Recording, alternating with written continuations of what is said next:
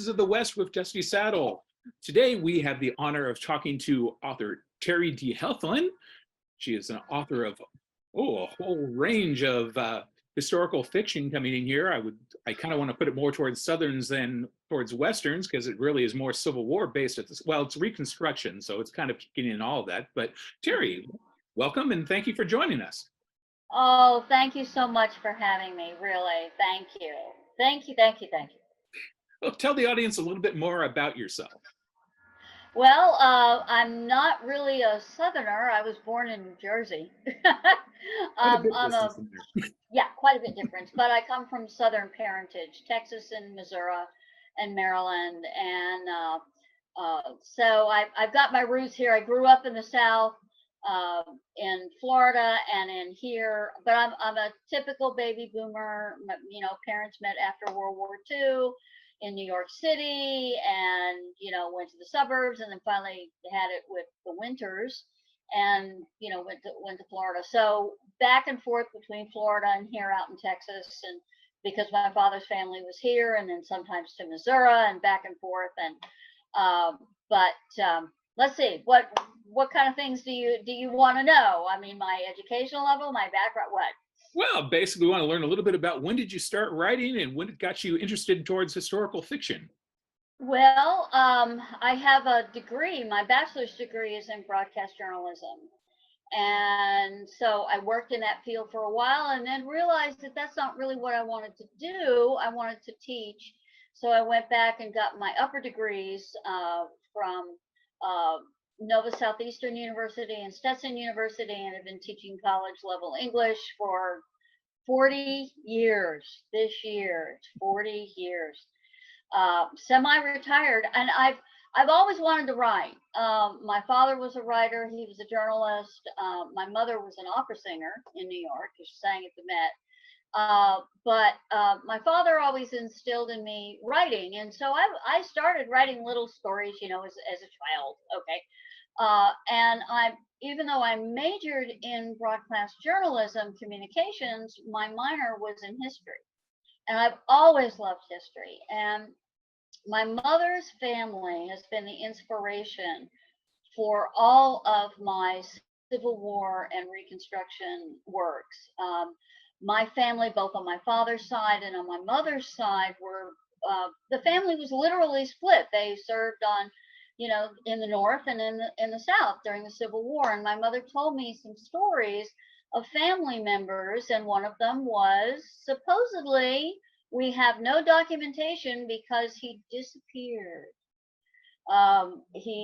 Last we knew, this was my grandmother's uncle, was working as a Union spy beyond, enemy lines.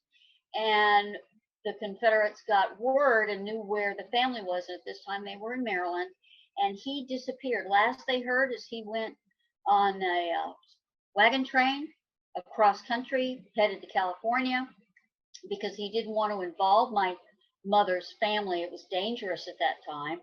And he disappeared. We have no idea whether he made it or not. Word had it that he was lost in Death Valley. My grandmother even sent Pinkerton agents to try to find him. Never, ever could find him. So it's sort of a continuing mystery. But he was a basis for a lot of the stories that I heard my mother tell me about her Maryland family before they moved to Missouri, where she was born. They lived in Silver Springs, Maryland. And, Maryland was a border state. And so I've had these stories, and I've wanted to do something with them. But when you're teaching full time, with committee work and service work and meetings, you just don't have the time. So I retired in 2018 and started writing.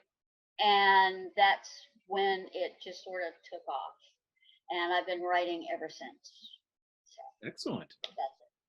Well, you definitely have a strong background to it that definitely what you've written so far seems to tie directly into those. Oh, yeah. And I love research. And so everything is very, very researched. One of the greatest compliments, and I've had a couple of my readers tell me this, that they don't know where the history ends and the fiction starts. And Outstanding. that to me is uh, the highest compliment, for what I'm doing, because I blend real instances. I have researched more battles, more transportation lines, food, clothing. And one of the things in the Scarlet Hem series when I started, because it starts in Maryland and then moves to Richmond and ends in Atlanta, is I was able to get through the Library of Congress. I was able to get a hold of Verena Davis, Jefferson Davis's wife's journal.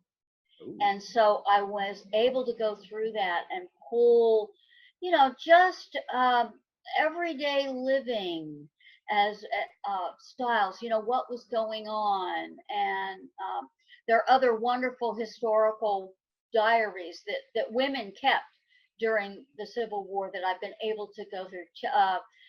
Chestnuts is probably one of the most famous, Mary Chestnut's novel, which is really her diary. And just the price of food and the fashions and the clothing and the transportation and what was going on.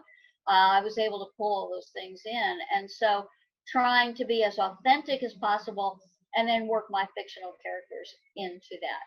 So Excellent. yeah. So what do you feel makes a good story? Characters. For me, it's characters.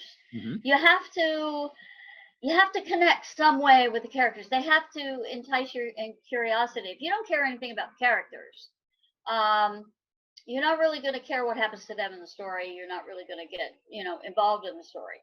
I do a lot of plotting before I start writing. Even chapters, I'll plot the chapter out and then I'll see where it goes. It may go in a totally different direction than what I thought, but I've got to have a basis. But the characters have got to be authentic. The characters have got to be real. Okay.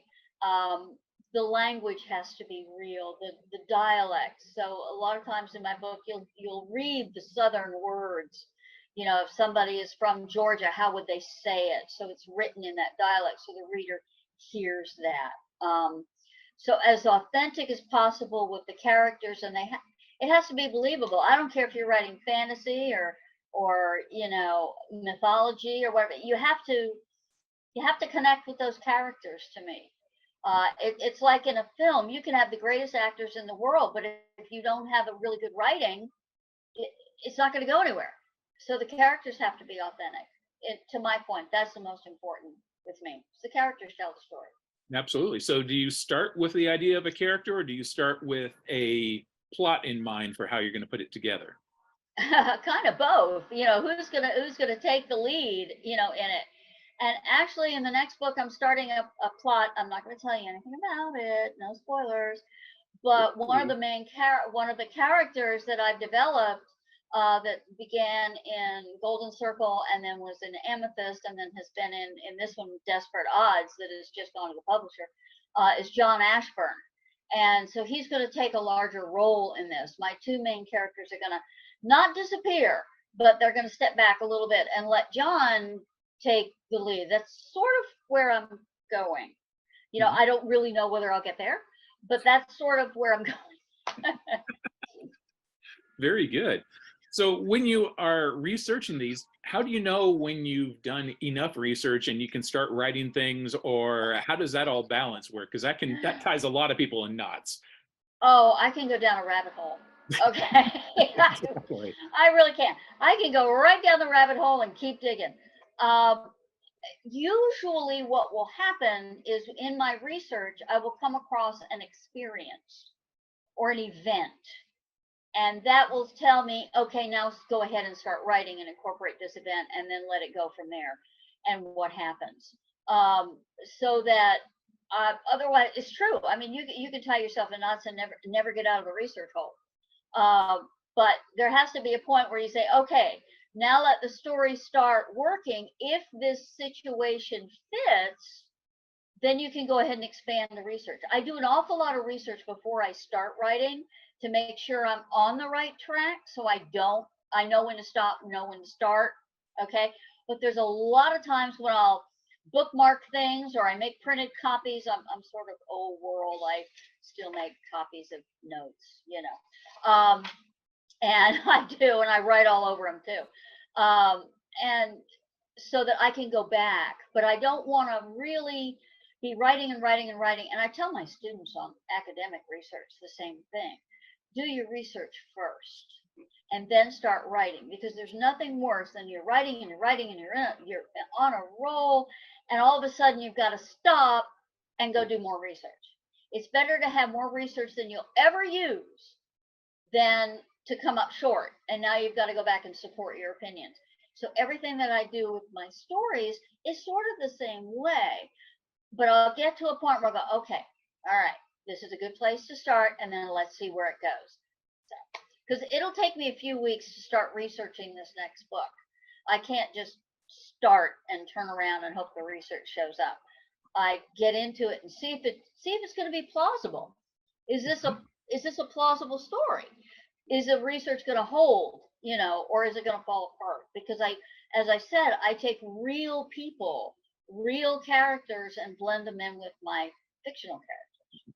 So, does that answer your question? Quite well, actually, yes. Oh, okay. Stop me if I get long-winded. Oh, no. By all means, be as verbose as you wish to be on these. Again, we're talking about your work and your books. We want to hear about you, not about me on things. Do you find yourself ever trying to wonder what the reader is looking for in a story? Or basically saying, do you write what you want to write, or do you think about what a reader wants to read? I try to be very mindful of the reader, how they're going to take a situation, how they're going to respond to it. But it really is more I write what I want to write. I don't let the reader dictate what I'm going to do, or an audience, or a demographic or anything like that. I really kind of write the way I'm going to write, but I'm always very conscious of, okay, how is the reader going to take this? Are they going to be able to see the action? Are they going to be able to hear the dialogue? The way I like to formulate the book, and this really comes from Ken Farmer, and I know you've interviewed Ken. He's been such a mentor. Oh, yeah. I mean, he can, yeah. What a mentor he has been. And I want everything to be a scene. I want each chapter to be a scene. I don't want to over narrate it. I want the dialogue to carry it. So in my books, you'll find more dialogue than you will find narration. I don't want to over describe. I don't want, and Ken's always getting on me. You're getting wordy. You're getting wordy. Let's cut it back. But what I have a tendency to do is I throw everything down on the page, and then it's easier to pull back and say, okay, edit this out, change the word, proof it, tighten it up, than to have to go back and add to it. But I want the reader to see it. I want the reader to understand it. I want the reader to feel a part of the story, and I want the reader really to feel as if they're watching it, not just hearing it. I want them to watch it. So when Ken comes back and says, excellent scene, I know I've hit the mark. Definitely there. And he will tell you exactly what he thinks on that. And that's a wonderful thing about Ken. He will be blunt about it. Okay. Let me just put it that way. He will be blunt, but he's never led me in the wrong direction. So I'm so grateful, and what a mentor. He's been a wonderful, wonderful mentor. Because there's a big difference in writing fiction than academic writing. And before I started writing fiction, I was an academic writer. So, the first time he looked at my first manuscript, he was like, whoa, we got to go back. We got to cut a lot of this. You're writing like a teacher. Get out of the academia world and get into the fiction. So, yeah. What do you think is the most misrepresented or misunderstood part of, I guess we're talking Civil War and Reconstruction here, that you're either trying to address in your stories or might want to address in your stories? That's a very interesting question. I don't think I'm trying to really address anything except the possibility of the complexity of the time. That is certainly a factor by itself. Yeah, you're talking journals, you're talking the experience of women that are, you've got the battles going through there, you've got Sherman's March going down there, you get scorched earth towards the entire end of the Civil War, and the trauma that goes on with all of that is huge. And what was going on, because Scarlet Hem starts in late 1862, 1863. and goes to and really is about 1864. Okay, all right. So the timeline there, and what was going on with the Confederacy and how things were kind of playing out. And then you get into Golden Circle, which works itself into 1865, before the end of the war, and what was going on with the Knights of the Golden Circle. I spent an awful lot of time with them. The resurgence of the new Confederacy. It's brought out again in Desperate Odds, which is what I've just sent to my latest book. And I really don't go for, I'm trying to grab the right words here. There again, it's really the complexity, because this was not an easy time to live in, no matter what side of the border you were living on. And Abraham Lincoln's assassination, and then President Johnson and Lincoln were not closely matched. Lincoln didn't go over his Reconstruction plans with Johnson, so what's going to happen to the Confederate States when they come back in? How many pardons were bribed and paid for? And I bring all that out. And in the Amethyst, that's a big part of it. And what happens with John Wilkes Booth? I kind of go into a little conspiracy theory there that he actually lived through it, because there's no way to prove that he did or he didn't. But it's just a very, very complex time. There are no easy answers, and neither side, people, on the Confederate side and on the Union side, they could see each other's points of view, but there was no easy answer to get there. Compromise was a very, very difficult road. So so I'm not really trying to prove anything or get readers to understand, except for the complexity of the situation of living in that time, and nothing was clear cut. Nothing was taken for granted that the Union was even going to survive Johnson, in Reconstruction, and what was going to happen. So anyway, that answers the question. Quite well with all of that. Okay, cool. It's a complex period of history. Reconstruction has always been, it's one of those things that you do it in history class and they say, okay, Civil War, here's all this stuff on Civil War. And then Reconstruction lasts about that long, besides saying Ulysses Grant was a terrible president. Besides that, they don't really go into it much. They don't. And if you read about Grant and if you read about, after that time period, they didn't have easy answers. Nobody had easy answers. Nobody was going to be able to placate everybody. Everybody was going to still be on different sides. And I think this is carried over, down through our history. We still, find ourselves on both sides of questions, and how we refer to the Civil War. So many people in the South look at it as, Northern aggression, the war against Northern aggression. I don't go in that direction. For me, it's the Civil War. I don't even call it war between the states. I don't even go there. All right, because I don't want people choosing sides on an issue or the story that I'm telling. I just want them to understand the times in which they were living and what was trying to happen. So we're working our way through the Reconstruction. We're working our way gradually westward with your characters. What kind of stories have you dreamed about writing that's coming down the line here? Oh boy.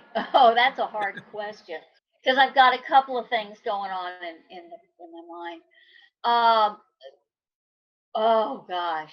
It all depends on where I want to, how far west I want to take them, what was going on in the West, what was going on, in Wyoming, what was going on in Montana, what was going on even in Arkansas. Okay, because when you look at where the West actually, what was going on here in Texas, at that time, and Texas was in a horrible state at the end of the Civil War. Just horrible. So I've got a story going on in my mind, one of my all-time favorite wonderful, wonderful, wonderful films, and I've read the book as well. It's called Red River. And the film ends differently than in the actual book, but the book is a wonderful read. It's fantastic. But things were happening in Texas. You know what was going on, and then the Indian wars that were coming along. So I'm kind of all right. I don't know. I've got so many things going on in my head that sometimes it's like, okay, where am I going to take this person? How is this person going to work? Because right now, my two main characters, Rebecca and Robert Harper, they're a member of the Secret Service. Okay. And they're working through the Secret Service, which was established after Lincoln was assassinated. And as a matter of fact, from everything that I've read, Lincoln actually had the development of the Secret Service written down on paper, and it was on his desk. It was never signed because he was killed before he could sign it. Johnson signed it in, and so from the Department of the Treasury became the Secret Service. All right, and so they are working with this. The Harpers are working with the Secret Service, and John Ashburn has sort of been tangentially associated. So where he's going to go, because he has some very interesting talents that can get him into a lot of very interesting and complicated and intriguing situations. So that's kind of where we're going. Okay. Very good. A nice broad area you can go into that. Yes. It's broad. It will get a lot more narrow.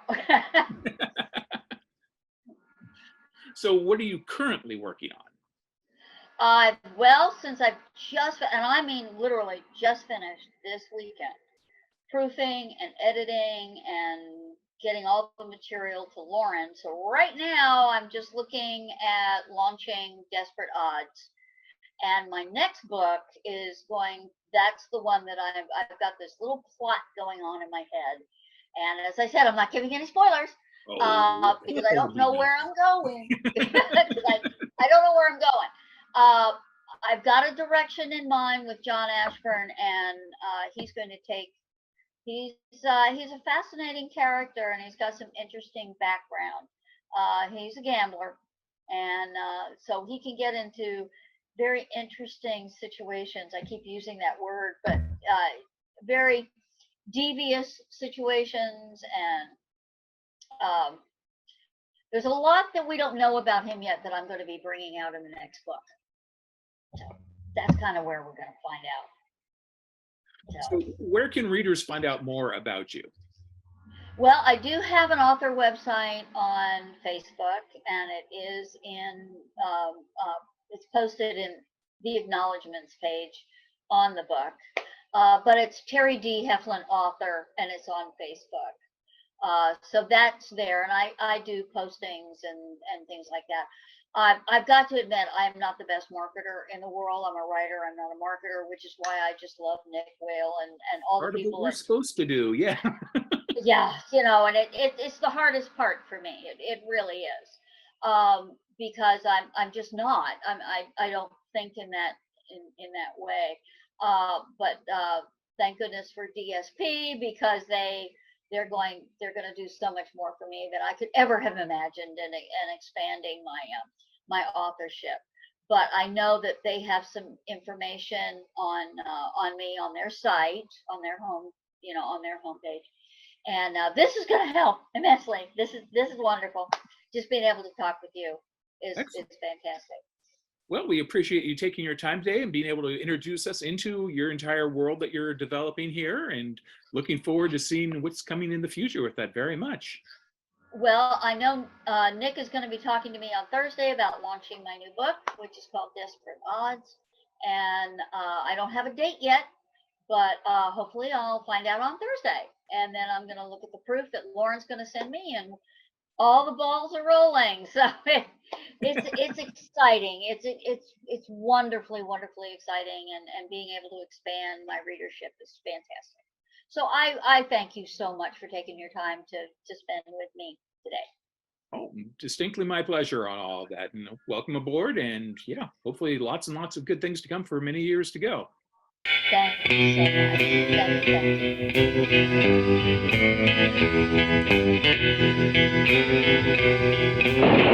Thank you.